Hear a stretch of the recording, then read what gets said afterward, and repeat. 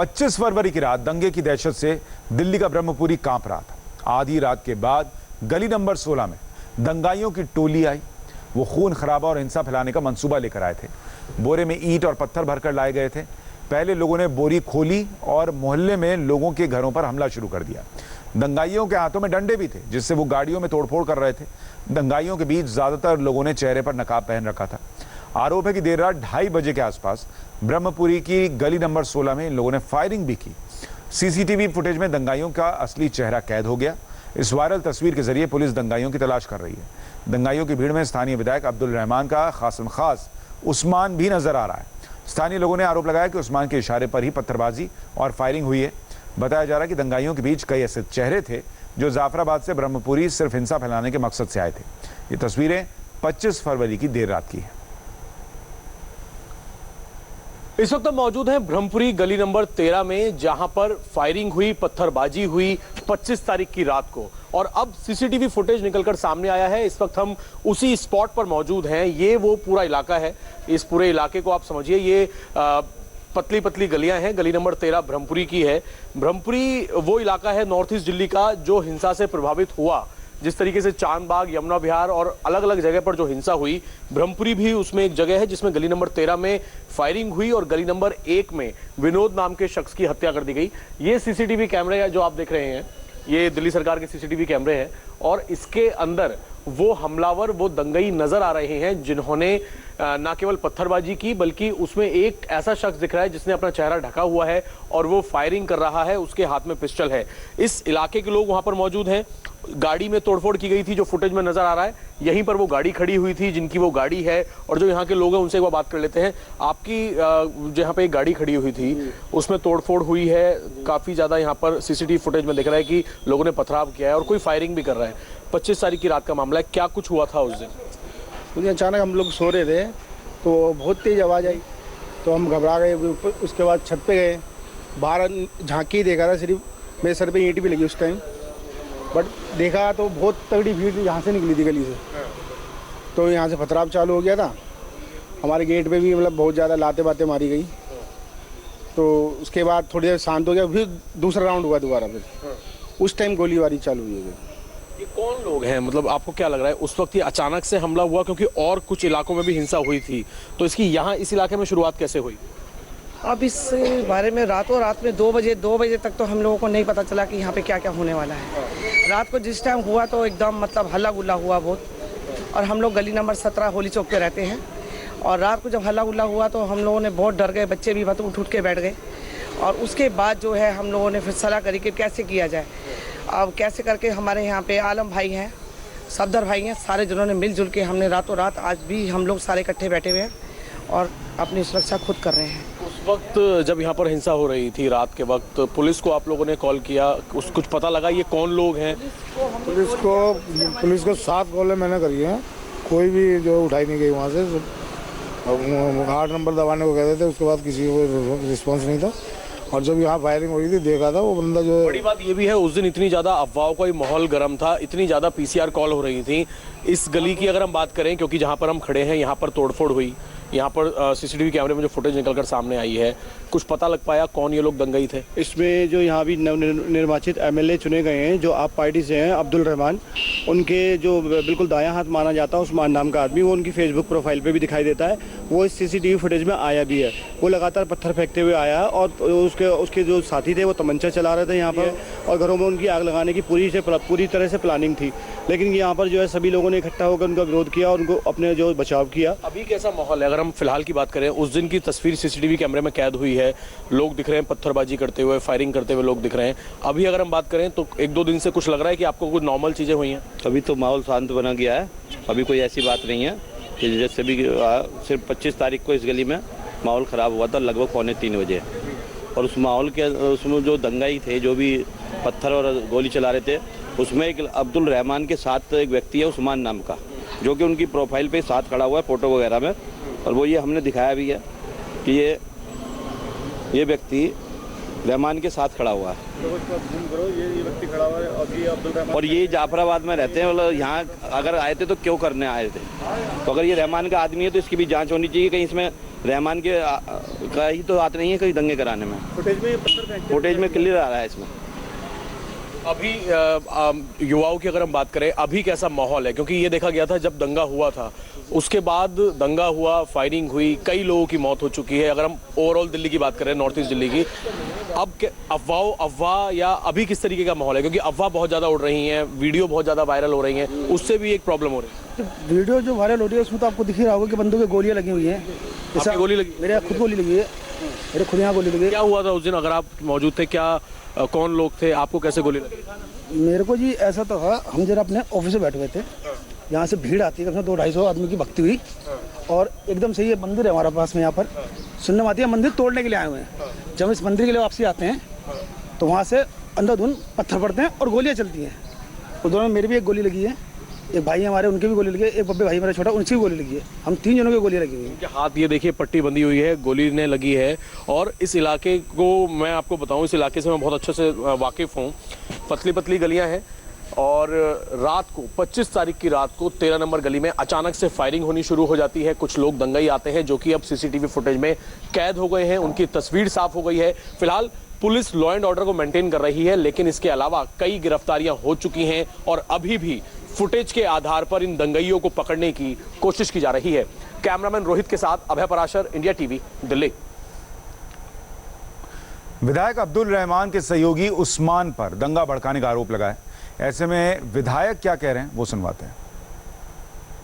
जो वीडियो है वो करीब 4 से 5 मिनट का है। लगातार उसमें एक शख्स दिख रहा है, ये नीली शर्ट में एक शख्स है और उसके बाद वहाँ के लोगों का ये आरोप है कि उस शख्स को आपके साथ भी कई बार तस्वीरों में देखा गया। ये एक तस्वीर आपके फेसबुक पोस्ट पे मिली है जिसपे आप किसी दंगा प्रभावित क्षेत्र में वहाँ पर गए कुछ राज सामग्री का सामान पहुँचाने और वहाँ पर ये शख्स आपके साथ दिख रहा है। ये वही शख्स है जो कि उस सीसीटीवी फुटेज में भी दिख रहा है। उस्मान नाम का ये शख्स बताया जा रहा है। क्या आप इस शख्स को जानते हैं?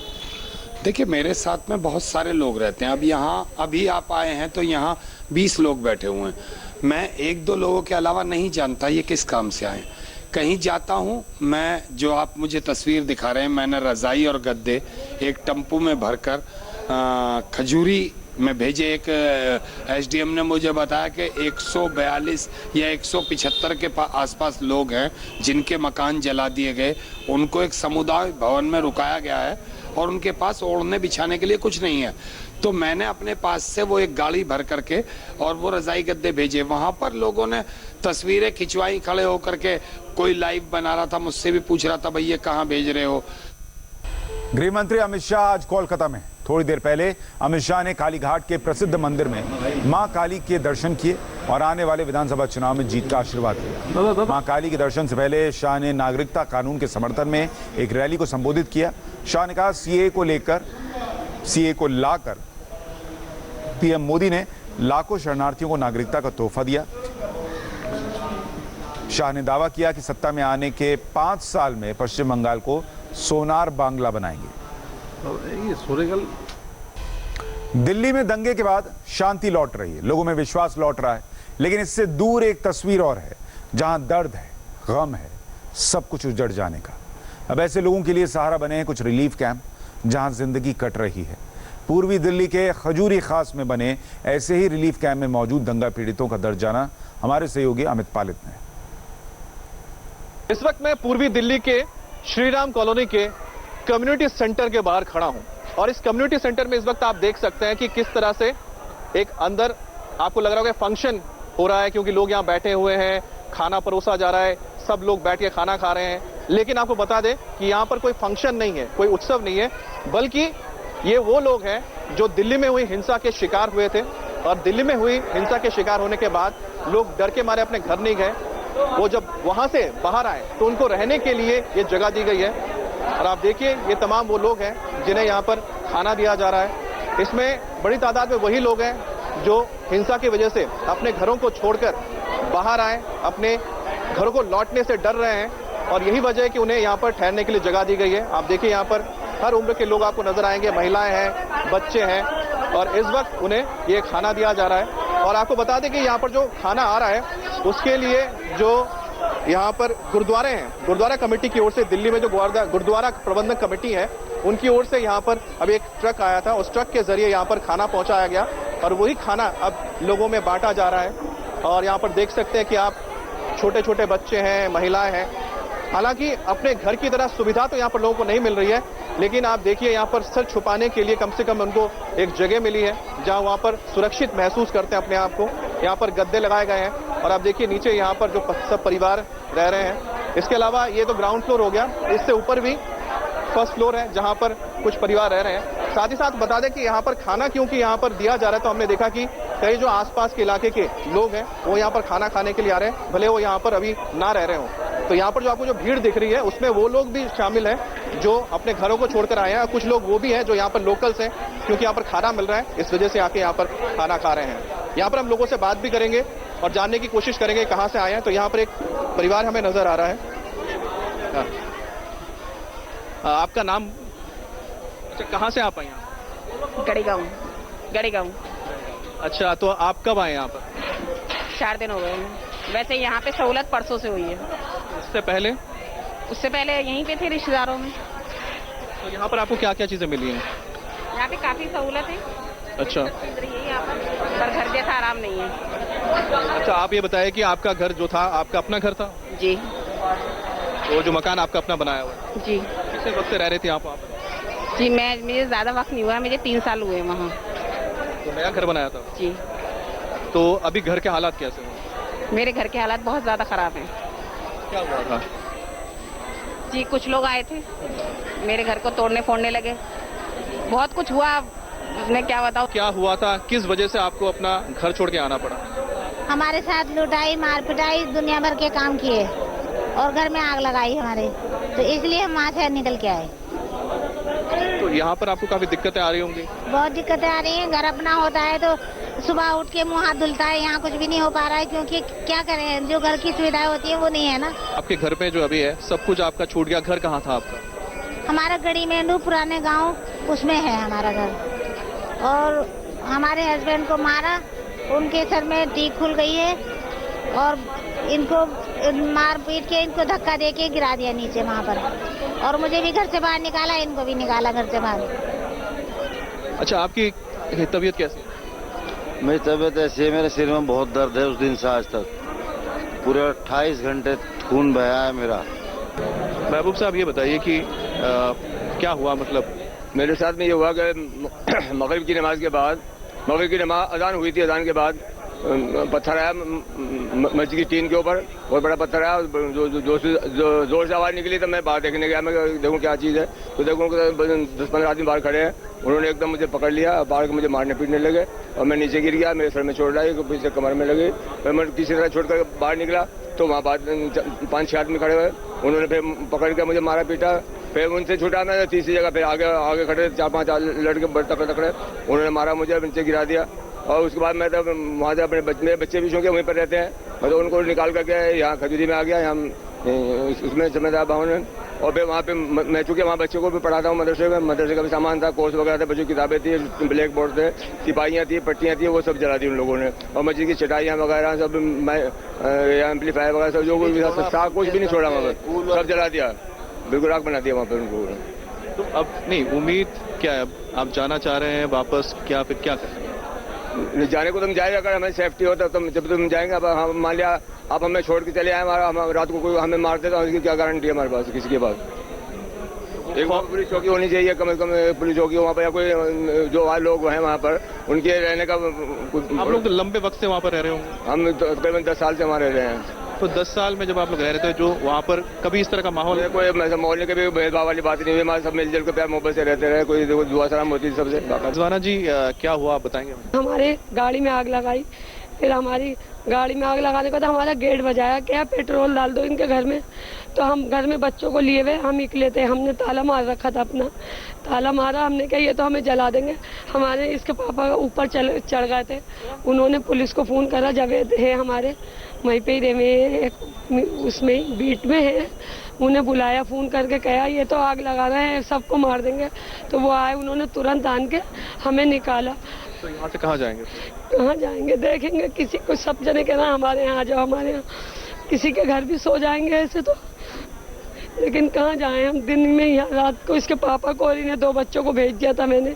मैं यहाँ अकेली थी एक बच्चे को लेके, लेकिन ये बेटा मेरा बहुत रो रहा था, सेम किया था डर के मारे, बहुत परेशान है, क्या करें आप ही बताएं हमें। यहाँ पर बड़ी तादाद में लोग यहाँ पर अपने घर बार को छोड़ के यहाँ पर रहने को मजबूर हैं। मजबूरी भी आप देखिए ऐसी है कि घर उनका उधर है, परिवार के साथ यहाँ पर है, डर है, खौफ है। कुछ लोग ये कह रहे हैं कि वापस जाना चाहते हैं, लेकिन कुछ तो जाना ही नहीं चाहते हैं, लौटना ही नहीं चाहते, क्योंकि उनके जो डर है अभी भी वो कायम है। दंगे के इस दर्द की इंतहा नहीं है। दिल्ली के करावल नगर में भी इंडिया टीवी की टीम को कई ऐसे बेगुनाह मिले जिन्हें दंगाइयों ने निशाना बनाया, उनके आशियाने को तबाह कर दिया, दुकानें जला डाली। आज भी लोगों के दिल में डर और दहशत का साया है। सवाल इतना है कि ये जख्म भरेंगे कब। शिवविहार फेस 1 इलाके में भी उपद्रवियों ने जमकर तांडव मचाया और इतना तांडव मचाया कि इस घर में एक पूरा परिवार आग की लपटों के बीच कैद हो गया था। ये दुकान की तस्वीरें आप देख सकते हैं कि इसी में उपद्रवियों और दंगाइयों ने आग लगाई थी और आग लगने के बाद पूरा मकान धू-धू कर जल रहा था और ऊपर घर के इस बिल्डिंग के ऊपरी तल पे पूरा परिवार आग के बीच फंसा हुआ था। बहुत ही मुश्किल के बीच जब दिल्ली पुलिस और फायर ब्रिगेड के लोग यहाँ पहुंचे तो पूरे परिवार को बाहर निकाला गया। कितने लोग फंसे हुए थे आपके परिवार? हम 5 लोग फंसे हुए थे और जब यहाँ दुकान का शटर तोड़ के और अंदर इसमें आग लगा दी तो हम धुआं हो गया ऊपर, हम पूरे घबरा गए। हम मदद मांगते रहे 100 नंबर कॉल करी, 112 नंबर कॉल करी, उन्होंने कहा हम आ रहे हैं, लेकिन फिर हमारी कॉल लखनऊ जाके लगी। लखनऊ जाके हमने कहा हमारी कॉल डाइवर्ट करो, हमारी कॉल दिल्ली डाइवर्ट हुई, दिल्ली से करावल नगर डाइवर्ट हुई, करावल नगर से फिर जो है पुलिस के जवान आए 2, फिर हमारे जो ये भाई लोग पड़ोसी खड़े हैं हिंदू भाई हमारे, इन हिंदू भाइयों ने पूरी कोशिश करके पूरी जान लगा के और हमें ये फोन करते रहे तुम घबराओ मत। और फिर जो है इन्होंने हमें पुलिस जब आ गई सबने मिलकर हमें रेस्क्यू करा, हमें पानी वानी पिलाया। बेहोशी की हालत में हमारे पड़ोसी हिंदू भाई हमें उतार के लाए, मेरे बच्चों को, क्योंकि हमारे हिंदू भाई हमारे बच्चों को सबको जानते हैं, सबसे प्यार करते हैं। दंगाइयों ने मेरा पूरा जो काउंटर वगैरह था, मेरा ये बच्चे को आप कंप्यूटर पड़े हैं बाहर, बच्चों के मेरे कंप्यूटर पड़े हैं, ये बच्चों का ये दिखाइए आप, मुझे दिखाइए, ये हेलमेट पड़ा है बच्चों का मेरा, ये खेलने का है, ये पैड है, समझे, ये सब जो है सब दंगाइयों ने जो ना उसके आग के हवाले कर दिया। ये ब्रीफकेस है, इसमें से सब जरूरी दस्तावेज निकालने के बाद में सब आग के हवाले कर दिया। दुकान तो मतलब कि हम बंद करके भाग गए थे, जान बचा के अपने घरों में। भीड़ आई बहुत ज्यादा, मतलब एकदम आगे दुकानों में तोड़ फोड़ कर लगे, नाश करेगा। मैं पता नहीं कौन थे कौन नहीं थे, ये नहीं कह सकते हम कौन थे, मतलब हम तो अपनी जान बचा के भाग गए थे। क्या नाश करा, मेरी दुकान फुल भरी हुई थी सारे सामान से, 2 लीटर की पेप्सी की बोतल चले गए, इतनी सब सामान थे। आपके यहाँ से जाने के बाद दुकान तोड़ी गई है, तोड़ फोड़ हुई है दुकान में? हमारे घर गली में ही है। और हम तो बस हम लग रहे थे काम में अपने, भाग गए एकदम, तो छोड़ छाड़ के नाश करके बस बिल्कुल। हमारी तो दुकान बंदी, ताले वाले सब तोड़ के गए हुए। जब ये पूरी घटना हुई आप यहीं पर मौजूद थे? जी। किस तरह से घटना हुई और कितने तादाद में जो उपद्रवी थे यहाँ पर आए हुए? जी, यहाँ पर बिल्कुल सब कुछ सही नॉर्मल तरीके से था, लेकिन एक बार एकदम से इधर से भीड़, करावल नगर की तरफ से भीड़ आई बहुत तगड़ी। और जी हम उन्हें देख के उनके हाथों में जो ना हथियार, लाठी, डंडे, बरंगे सब चीज़ थे, तो हम देख के उन्हें गली में को भागे अपनी दुकानें छोड़ के। तो उन्होंने क्या काम करा, पहले वहाँ से स्कूल में आग लगाई, फिर जितनी भी शॉप थी सब में आग लगाई, और फिर मेरी ये मोबाइल की दुकान है कि इसमें सारा सामान बाहर फेंक कर यहाँ पर आग लगाई, ये और सब लूट कर लेकर चले गए। मदद तो जो है जी यहाँ से सिर्फ खुदा की हुई, और नहीं चारों तरफ से हम यहाँ घिरे पड़े थे, यहाँ लोग इधर से भी पीछे से भी। और जब इतना ना करने के बाद में हमने यहाँ कुछ नहीं, अपनी शांत पे थे, मगर वहाँ ऊपर भी कोई मानने को कोई राजी नहीं है। हाथ भी जोड़े हमने, कोई पुलिस की कोई मदद नहीं, पुलिस भी बाद में आई। यहाँ तो यहाँ पुलिस 100 नंबर की कॉल मिलाते हम यहाँ थक गए। पुलिस आई थी जब ये उपद्रव चल रहा था? सर उसमें तो हमें तो कुछ दिखाई नहीं दे रहा था।